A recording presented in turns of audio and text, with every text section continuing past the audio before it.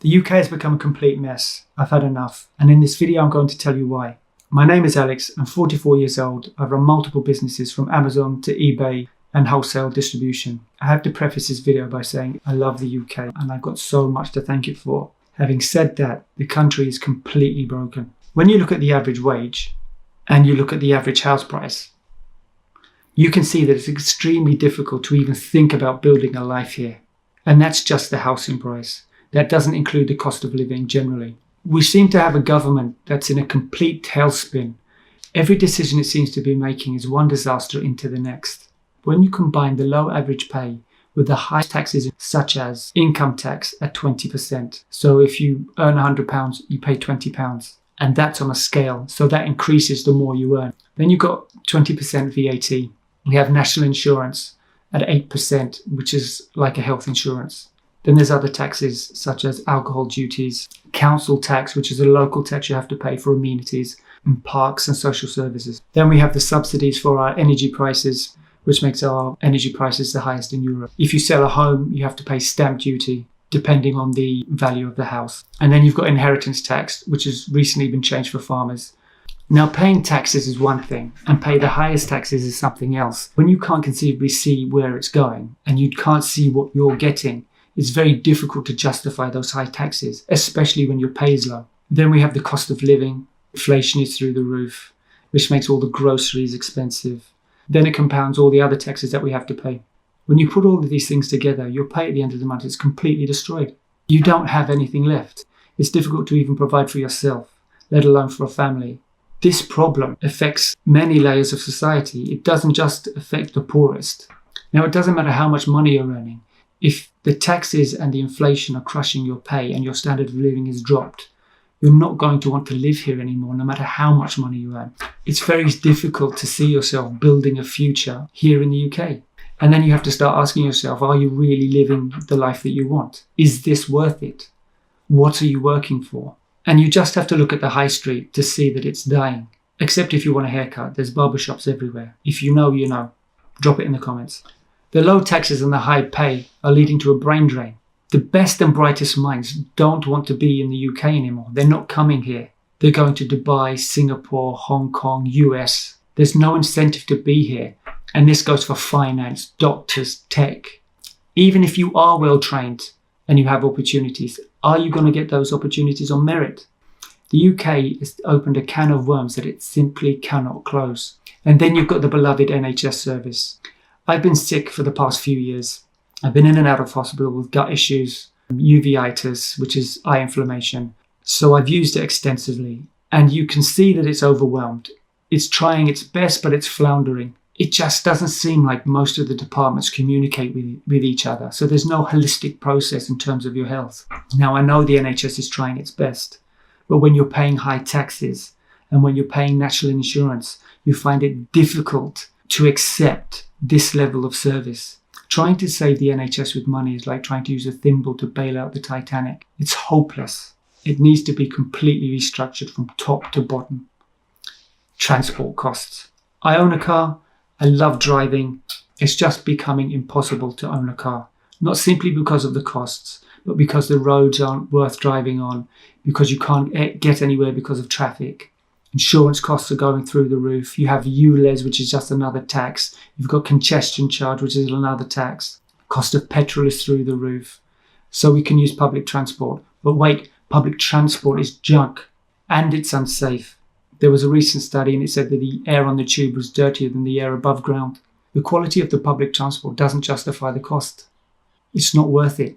It's not safe. It's not clean. And why would you want to use it with the level of crime that goes on in London anyway? Then we've got crime. Crime is so out of control in the UK that they've had to release dangerous criminals early just so that everybody else can get a turn in prison. We have situations where the police don't even investigate crimes, unless those crimes involve hurt feelings. Crime across the board is up, which makes you ask the question again, where are our taxes going? As time goes on, the average person is going to be left with less and less options, more dependent on the government. Although we do appear to have multiple parties in the UK, there are two main choices, although that does appear to be an illusion of choice, given that they're both going in the same direction. It's just that one's going at 100 miles an hour and the other went at 30 miles an hour. However, that does seem like that might be changing, but ultimately politics in the UK just seems to be theatre. Nothing seems to be happening. It's always false promises that are never fulfilled, and both parties are complicit. The level of discontent in the country seems to be getting worse and worse by the day, whilst the Labour Party is imploding. Although there do seem to be some rays of hope for UK politics, we will have to see how this all plays out. Now, for me, the weather isn't the biggest deal. The weather is the icing on the cake. If the cake is made of shit, the icing doesn't matter. But obviously, it's nice to live in a warmer climate.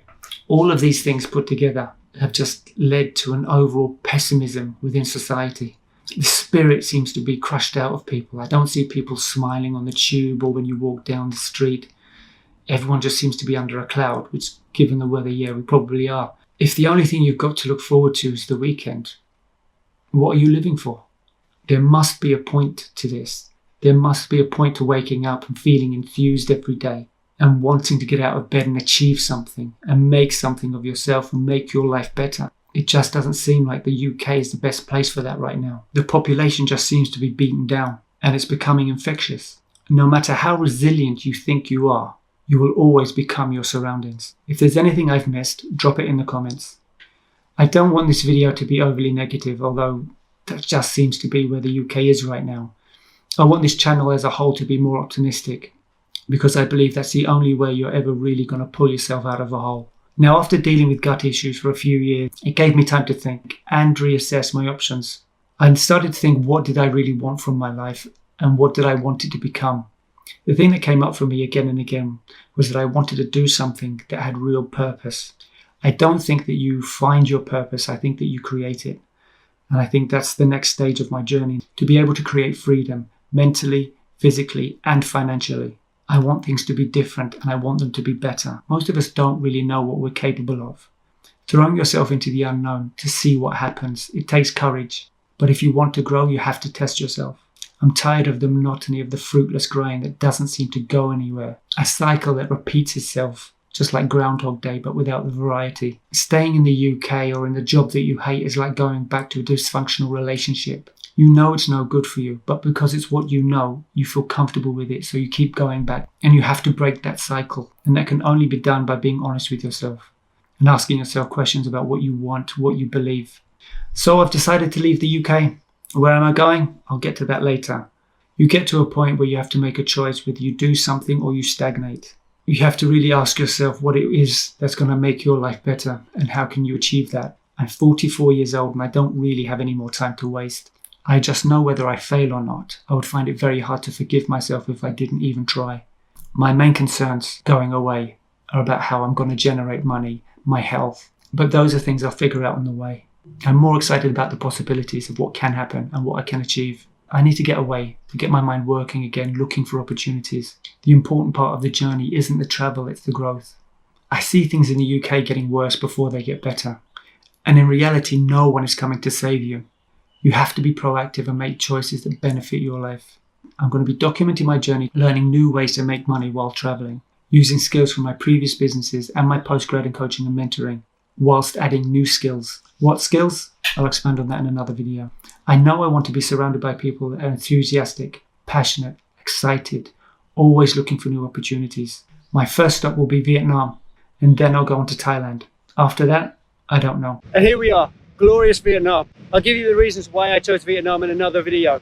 But for now, there's no point in living life on the sidelines. It's yours to create. Let's build this adventure together. If you think you'll get something from this journey, subscribe.